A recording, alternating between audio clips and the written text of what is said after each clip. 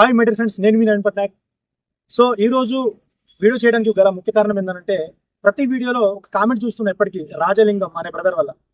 అంటే రాజలింగం అనే brother SI constable 2 exams రాశాడు అనమాట. సో ఆ మిత్రునికి రాంగ్ క్వశ్చన్స్ అవి నిజంగా కలుస్తాయా, సుప్రీంకోర్టులో మనం గెలుస్తామా లేదా అన్న ఒకసారి దాని గురించి నాకు స్పష్టత ఇవ్వమని చెప్పేసి నా ప్రతి వీడియోకి కామెంట్ ఇస్తున్నాడు.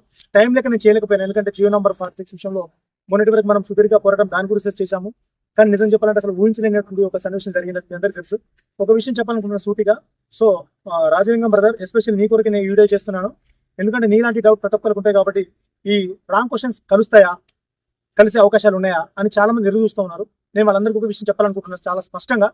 సో దయచేసి మనకి కలవాలని రాసిపెట్టి ఉంటే కలుస్తాయి, కానీ మీరు దాని కొరకే ప్రత్యేకంగా మనకి రాంగ్ క్వశ్చన్ కలుస్తాయేమో, దాని వల్ల నాకు ఉద్యోగం వస్తుంది అని చెప్పేసి మీరు ఇంకా ఎదురు చూడకండి, అనవసరంగా హోస్ట్ పెట్టుకోకండి. ఎందుకు ఈ మాట అంటున్నా అంటే, ఇలా మనము ఆశలు పెట్టుకొని సంవత్సరం దాటిపోతా ఉంది. మన బుక్స్ కూడా ముట్టేట ఇప్పటిదాకా ఎవరు కూడా నాకు తెలిసి చదవడం స్టార్ట్ చేయలేము అనుకుంటున్నా. కాబట్టి దయచేసి మీరు ఇంకా దాని గురించి ఆలోచన చేయకండి, చదువుకోండి, ప్రిపరేషన్ స్టార్ట్ చేయండి. మహా అయితే ఇంకొక 6 months లో నోటిఫికేషన్ రాబోతుంది. తప్పకుండా మీరు పోనీ మహా అయితే బెటర్లింగ్ జాబ్ పోనీ మీరు సబ్ ఇన్స్పెక్టర్ కొట్టాలి, ఆ వేలో ఆలోచన చేయండి. రాబోయే నోటిఫికేషన్లో సబ్ ఇన్స్పెక్టర్ పోస్టులు ఎక్కువ ఉన్నాయి కాబట్టి తప్పకుండా మీరు దానికోసం ప్రిపేర్ అవ్వండి. వద్దు ఈ బెటర్లింగ్ జాబ్లు వద్దు, దానికంటే బెటర్ జాబ్స్ ఉన్నాయి కాబట్టి మీరు వాటికి ప్రిపేర్ అవ్వండి. అండ్ రాంగ్ క్వశ్చన్స్ అన్ని కలిసినప్పుడు తెలుస్తాయి కావచ్చు. నాకు తెలిసి అయితే నేను ఓపెన్ గా చెప్తున్నా, అది ఆ కేసు కూడా వాళ్ళు క్లోజ్ చేస్తారు. ఆ కేసు కూడా గెలిచేటువంటి అవకాశాలు అయితే ఉండే అనుకుంటున్నా. ఎందుకంటే మన ఫ్రెండ్స్ కొంతమంది దాని గురించి వాళ్ళు అక్కడ ఆ యొక్క కేసు గురించి వాళ్ళు పోరాటం చేస్తున్నారు. బట్ నాకు తెలిసి గాడ్ గ్రేస్ గెలవాలని అనుకుంటున్నా. బట్ ఏంటంటే మన మీద దుష్ట శక్తులు ఎక్కువ ఉన్నాయి, మనల్ని గెలవనియరు. ఎందుకంటే ఇక్కడ హైకోర్టులో గెలిచే కేసు అది, మీ అందరికీ తెలిసిన విషయమే.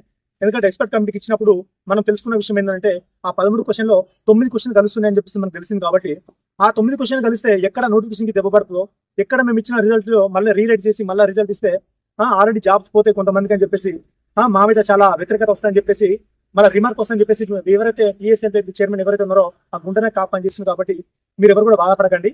మనకు అన్యాయం జరిగింది, ఖచ్చితంగా వాళ్ళు కావాలని అన్యాయం చేశారు. మన వైపు న్యాయం ఉంది. బట్ ఏంటంటే వాళ్ళు పెద్ద హస్తం వాళ్ళది ఉంది కాబట్టి వాళ్ళు మనకి కావాలని అడగదొక్కారు. కాబట్టి మన ఉసురు ఖచ్చితంగా వాళ్ళకి తాకుతుంది. మీరేం బాధపడకండి. కొన్ని మీరు బాధపడ్డా మంచిదే, కానీ దాని నుంచి రిఫ్రెష్ అవ్వండి. తప్పకుండా మీరు ప్రిపరేషన్ స్టార్ట్ చేయాలి. ఎందుకంటే రాబోయే నోటిఫికేషన్లో ఏ అవకతవకన్నా కూడా మనం అందరం కూడా కలిసికట్టుగా మనం పోరాటం చేద్దాము. నేను ఇక్కడే ఉంటా, ఎందుకంటే ఇక్కడ ఉండి చదువుకుంటూ రాబోయేటువంటి నోటిఫికేషన్లో ఏ అవకతవకన్నా కూడా ఖచ్చితంగా అందులో నేను ఒక స్పై లాగా పనిచేస్తూ అన్ని కూడా వెలికి తీసి తప్పకుండా మనం దానికి పోరాటం చేయాలి. సరే, దీన్ని ఇప్పుడు ఏమంటున్నారంటే, గత ప్రభుత్వం చేసిన మిస్టేక్ మేము చేయలేకపోతున్నాం అంటున్నారు కదా.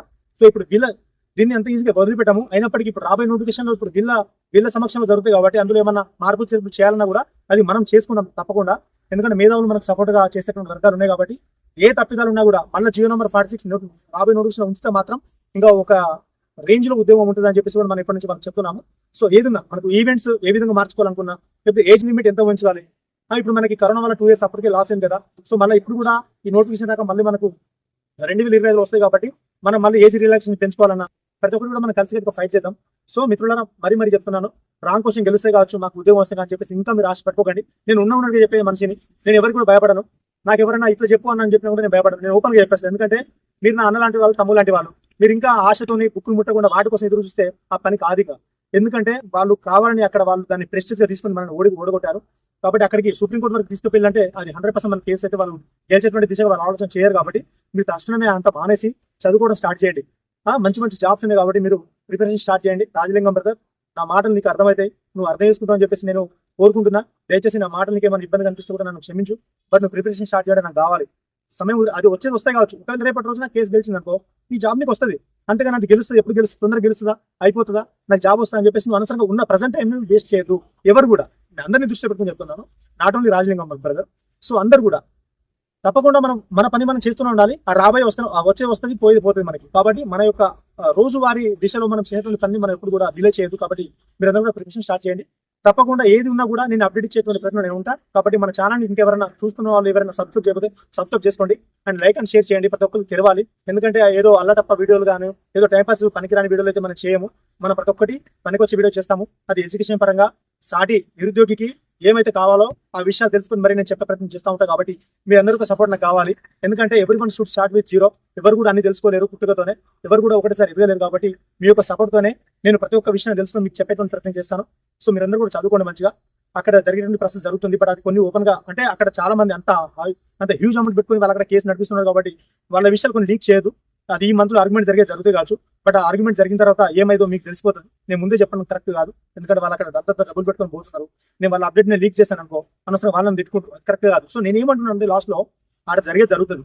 అది ఏం జరుగుతుంది అనే విషయం మన చేతిలో లేదు, అది భగవంతుని చేతిలో ఉంది. కాబట్టి అప్పటిదాకా నువ్వు నీ టైం వేస్ట్ చేసుకో, చదవడం స్టార్ట్ చేయంటున్నా. కాబట్టి నన్ను ఇప్పుడు నా యొక్క డిసిషన్ దాన్ని చెప్పాలంటే కనుక ఆ కేసు మాత్రం మనకి గెలవనియరు, ఇది 100% ఫ్యాక్ట్. కేసు గెలవనియరు. సో మీరు అనవసరంగా దాన్ని ఆశంక పెట్టుకోకండి. అనవసరంగా మనం ఇప్పుడు చచ్చి బతుకుతున్నాం కాబట్టి అంత పక్కన పెట్టేసి, ఆ పాస్ట్ అంతా పక్కన పెట్టేసి ప్రిపరేషన్ స్టార్ట్ చేయండి. ఇది నా హంబుల్ రిక్వెస్ట్ చేస్తున్నాం మీ అందరికీ. ఓకేనా? జై హింద్.